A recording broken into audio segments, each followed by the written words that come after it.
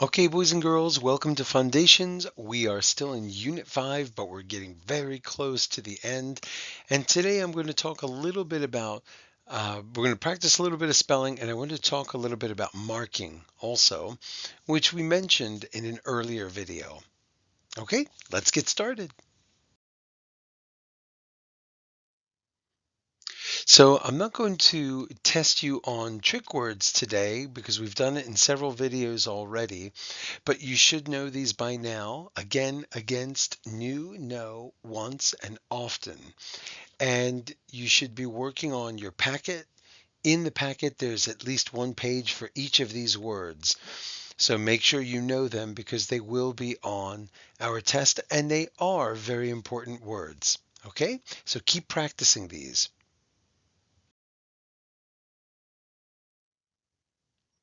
So one of the things that we've done in Unit 5 is we've started to learn about prefixes.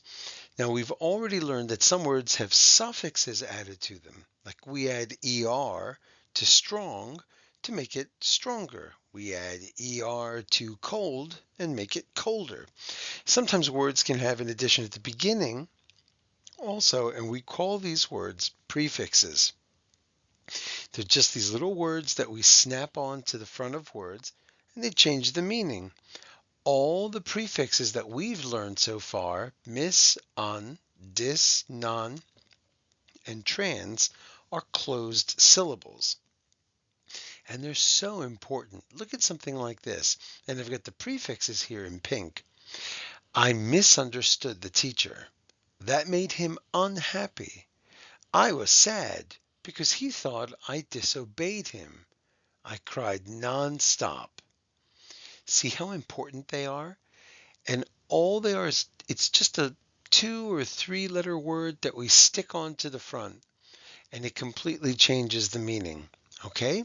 Now, when we have these words, like we'll take non-stop, we just have to remember that when we want to break it up into syllables, if we know what the prefix is or if we know the base word, it's pretty easy to do.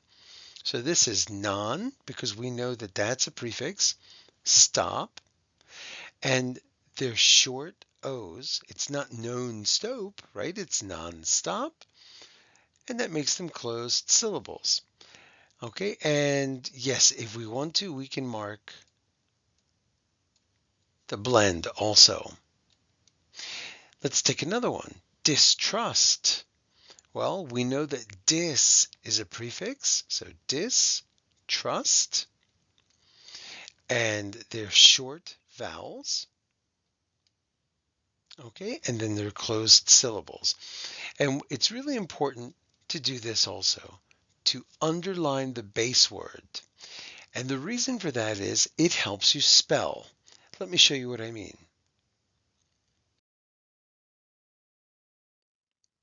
So let's look at a word here. What does that say? Can you say it out loud? You probably said misspell. Guess what? This word is nothing. This is incorrect. The way you spell misspell is by starting with the base word. What is the base word supposed to be? It's supposed to be spell. Well, if I underline spell, my base word, what's left? Me. Me is not a prefix that we have learned, right? So what we have to do is this. We have misspell. We underline our base word. And then it's pretty easy to say, oh yeah, I learned this prefix, miss, and spell is a 1 syllable word. Okay, and then you can mark it from there. So it's always important to remember what the base word is. And you can make misspell an even bigger word. You might have something like misspelling or misspelled. Okay, well, just remember what the base word is, spell, and miss is a syllable because the prefixes are syllables, misspell. And do you remember what we do to the suffix? Okay, I think some of you do remember. That's right, we put a circle around it. Okay, Same thing on the other side. Miss, that's our prefix. Spell, that's our base word. And ed is a suffix. And there we go. So a word like misspelling is 11 letters. But if we know the base word, which is only 5, it's not that difficult to build on it. Okay? And words can get really, really long. Okay, now let's see if we can go on and do some practice. Okay, so I'm going to give you 6 words, and for each one, I want you to think about what the base word is. Your first word is unfinished. Unfinished. My art project was unfinished because I ran out of time. Think of the base word. Okay, are you ready? Here it is. Okay, finish is our base word. We should be able to spell this. And un is a prefix and ed is a suffix. Your next word, listen carefully. Quicken. Quicken. We are trying to quicken the pace. To quicken means to make something go faster. What's the base word? Okay, let's have a look at it. Okay, so quick is the base word. It's one syllable, which is why it gets the CK at the end. Okay, and remember, EN means we make something. Quicken, to make something quick. Freshen, to make something fresh. Lengthen, to make something long. Okay, your next one is cupful. Cupful. I had a cupful of soup for breakfast. All right, let's have a look at it. And there it is. Okay, cup and full. And remember, when full is a word by itself, like if somebody says, oh, my hands are full, that's 2 L's. But when full is a suffix, it's only 1 L. Okay, next, listen carefully because this is a long one. Disinfected. Disinfected. They disinfected the room with wipes. Disinfected. Okay, here it is. So your base word is infect.